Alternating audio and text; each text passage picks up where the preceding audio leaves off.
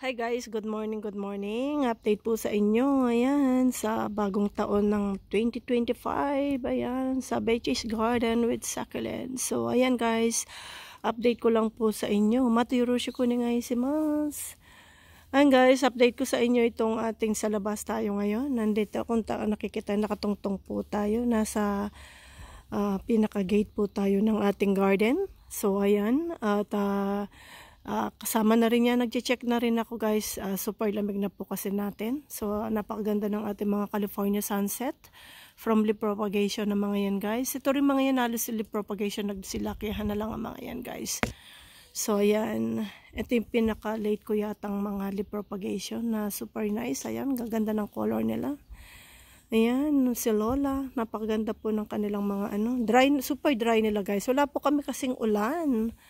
So, hindi pa rin sila nadidiligan. Ito, linagay ko dito yung ating kimono set na ito. Itong arrangement na ito. Dito ko linagay. Kasi kulay green talaga siya guys. Hindi siya nagko-color sa baba. So, ang naisipan kong ilagay siya rito. So, nakikita ko okay naman. Wala tayong nakikitang nagko-frostbite. Ayan. Nagko-frost ng tinatamaan ng frost. Ayan. Ito naman mga cutting sa mga yan guys na mga ghosty. At yung mga yan, ang mga green bananas natin, super nice. So, ayan, binuksan ko lang muna ng konti guys. Binuksan lang natin silang konti. Mamaya-maya, sasarado rin po natin. So, ayan, nakasara yung mga yan guys. Para kahit mag-snow, po tayo. Ayan, makikita yung ating mga succulent. Tayo naka-plastic. So, ayan. Ayan pong itsura ng ating garden sa labas guys. Ganyan po. So, itong mga nandito rin, ayan, mga purple delight, naka-protection na po yan mga yan. Pero hindi talaga as in talagang cover. Yung inanuhan lang natin sila para hindi matabunan po ng snow. So, ayan. Nalalanghap pa rin nila yung super lamig. Ayan. Exposed pa rin sila ng konti sa lamig. So, ayan po yung mga nandito natin, mga plants. Yan, mga Graptoberia kasi mga yan, tingin ko ay okay naman sila. So, yung mga California sunset natin nandoon. At ganyan pang itsura natin. Tingnan, makikita ninyo guys, yung ating mga nasa lupa rin ay nakakover. At yung mga nandito rin, mga natin mga Graptoberia rin na mga yan ay nakakover din yan. Ganda nito, napansin ko lang. Yung ating, ayan, mga leaf propagation. Ayan guys. Ayan ang itsura po ng ating garden. Ayan.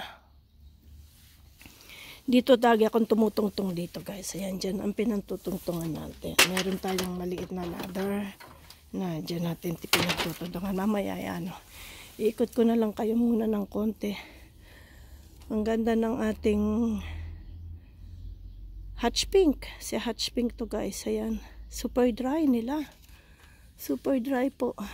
Yung mga nandito, ayan, hindi na natin bubuksan. Papakita ko lang sa inyo ng as is. Ganyan po mga itsura nila guys.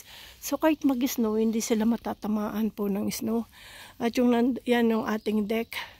Diyan po ganyan ang itsura nila nakakover.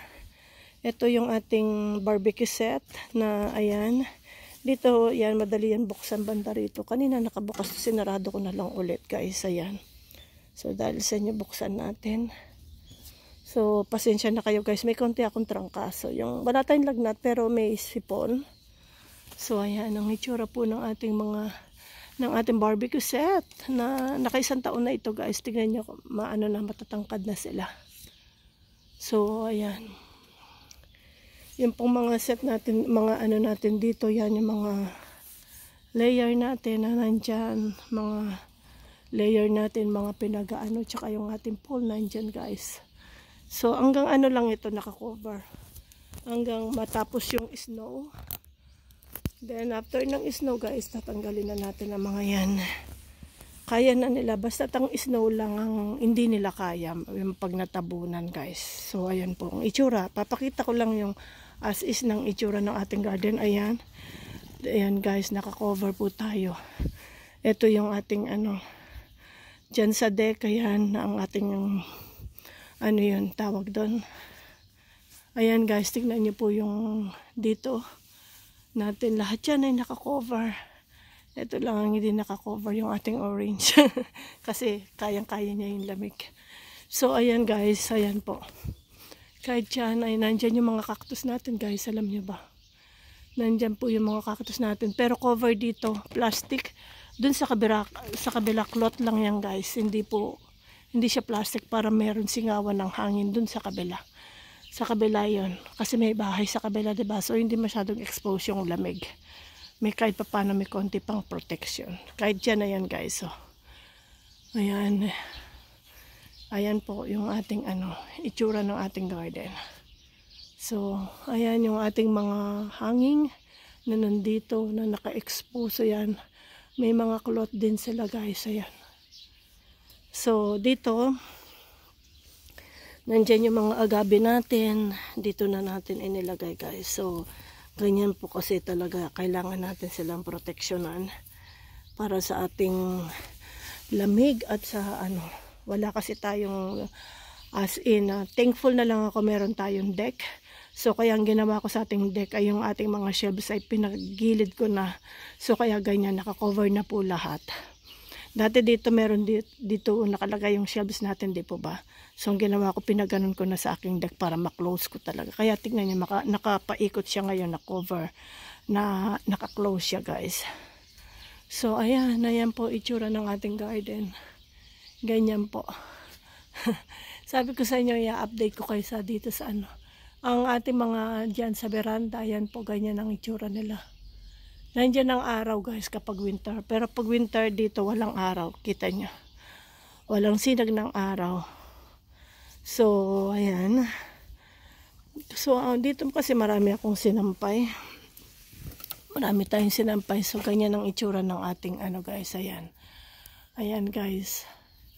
So, dito may liwanag at may init ng konti sa ating deck.